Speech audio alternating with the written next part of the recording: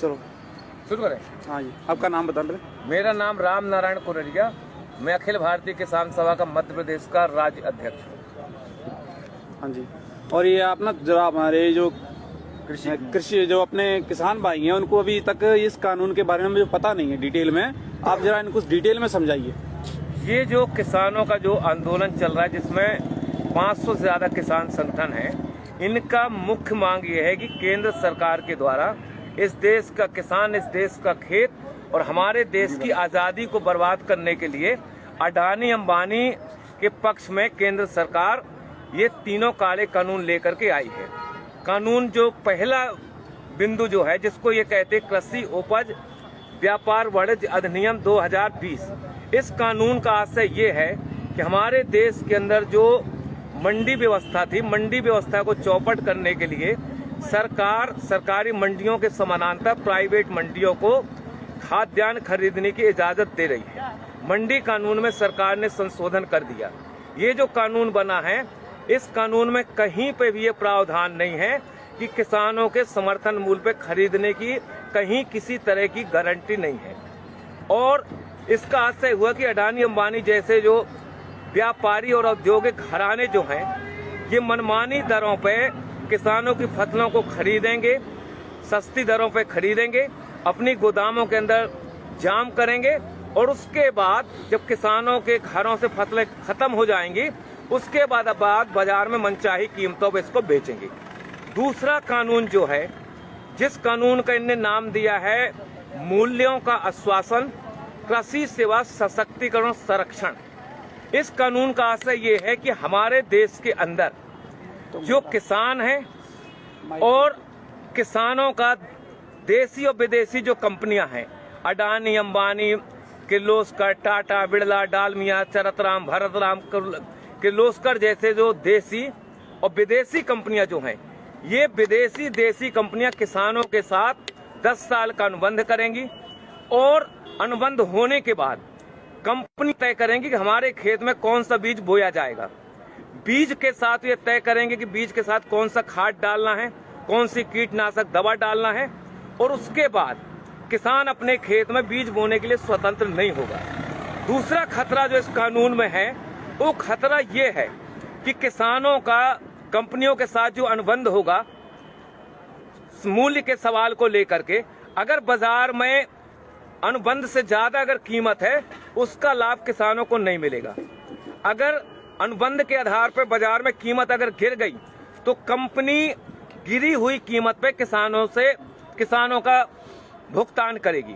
अगर मान लो किसान अपने खेतों में जो फसल पैदा किया, कभी प्राकृतिक आपदा आ गई, ओला पड़ गया, पाला पड़ गया, कभी अति वर्षा हो गई, अगर फसल में कोई आंशिक क्षति गुणवत्ता के सवाल पे कंपनी हमारे माल को रिजेक्ट कर सकती है, खरीदने के लिए कंपनी बाध्य नहीं होगी।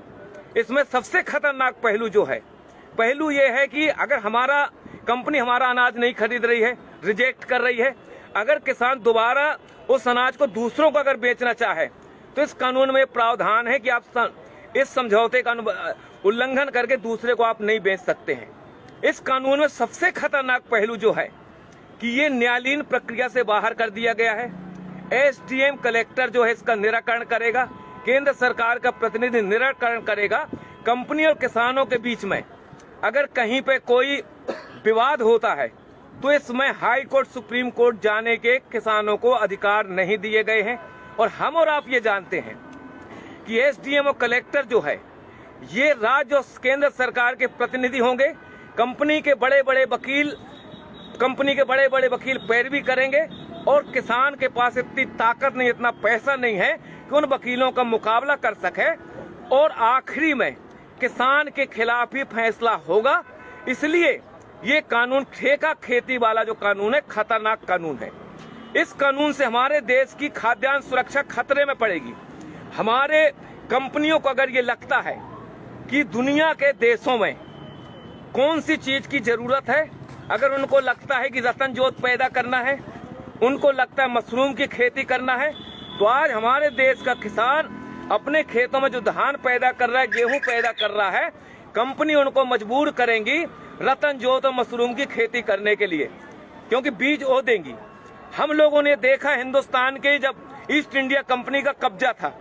ये जो बंगाल था, जब हिंदुस्तान और पाकिस्तान नहीं बना था, बांग्लादेश नहीं बना था, उस समय ईस्ट इंडिया कंपनी ने वहां के किसानों को बाध्य किया था नील खेती करने के लिए। और जब नील खेती किसानों ने की, जमीनें उनकी बंजर हुई, उर्वरक शक्ति खत्म हुई और हमारे देश में आजादी के पहले 1 करोड़ से ज्यादा हिंदुस्तान का नागरिक मारा गया था भूख की वजह से। तीसरा कानून जो है, तीसरा कानून का नाम यह है कि अति आवश्यक वस्तु अधिनियम 2020 संशोधन कर दिया। इस कभी तक हमारे देश का जो कानून था, उस कानून में प्रावधान ये था कि हमारे देश का व्यापारी, हमारे देश का औद्योगिक घराना एक सीमा से ज्यादा अपनी दुकानों के अंदर किसी भी वस्तु को अधिक समय तक जाम नहीं कर सकता था। इसमें कानून बना हुआ था। अब सरकार ने फैसला किया है, हिंदुस्तान के खेत में जो हम पैदा करते हैं, गेहूं, चना, अलसी, मसूर, बटरी, दलहन, तिलहन, शक्कर और सब्जी और फल, इनको आवश्यक वस्तु अधिनियम की परिधि से बाहर कर दिया गया है। व्यापारियों को खुली इजाजत दे दी गई है, जितना चाहो आप खरीद लो, खरीदने के बाद अपनी गोदामों में ताला डाल दो, बाजार के अंदर संकट पैदा कर दो, बाजार के अंदर हाहाकार मच जाए, रोटी के लिए जनता तरसने लगेगी। उसके बाद ये मनचाही कीमतों पे गोदाम के माल को बाहर निकालेंगे और मनचाही कीमतों पे हमारे देश के अंदर जमाखोरी, मुनाफाखोरी बढ़ेगी। इसलिए ये कानून हिंदुस्तान के किसानों के भर पक्ष में नहीं है, ये कानून इस देश की जनता के पक्ष में भी नहीं है।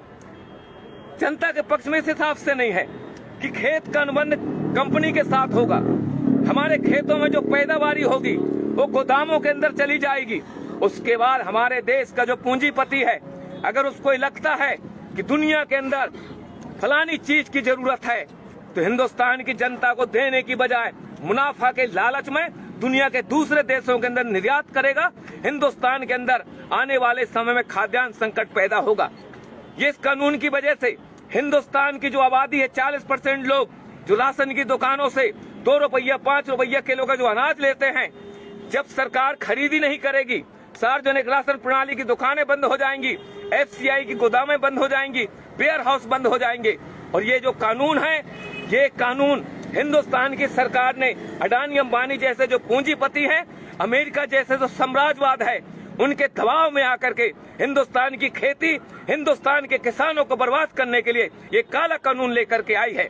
हिंदुस्तान का किसान 22 दिन से आज दिल्ली के 5 जो बॉर्डर हैं, इन बॉर्डरों में कफन बांध के किसान यहाँ बैठा है कि मोदी सरकार इन कानूनों को वापस ले।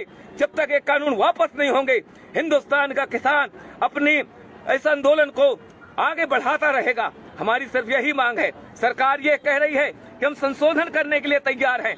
हमको और आपको मालूम है कि हमारे देश के अंदर संविधान बनने के बाद कितने संशोधन नहीं हो गए। अगर एक कानून बन गया, कानून में ने मान लो गारंटी भी लिख दी, लेकिन जब चाहेगी सरकार उनमें संशोधन कर सकती है।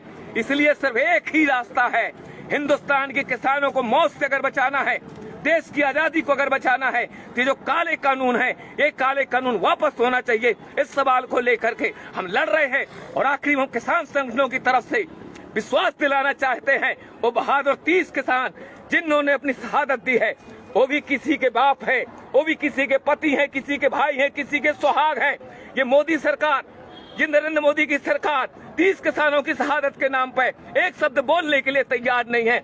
ऐसी सरकार को हिंदुस्तान की सत्ता में रहने का कोई हक नहीं है। हम किसान भाइयों से गुजारिश करना चाहते हैं, ईंट का जवाब पत्थर से दो, किसान को बचाओ, देश को बचाओ। यही हमारे आंदोलन का मकसद है। जय जवान जय किसान। भाइयों, जिस प्रकार किसी भी किसान भाई को ये चीज का जो मालूम नहीं है कि 3 कानून क्या हैं, वो समझ लें और इस वीडियो को शेयर करें, ज्यादा से ज्यादा किसानों को समझ में आए। जय जवान जय किसान। कितने मिनट का है लाइव? तो भाई लाइव क्योंकि 10-12 का था।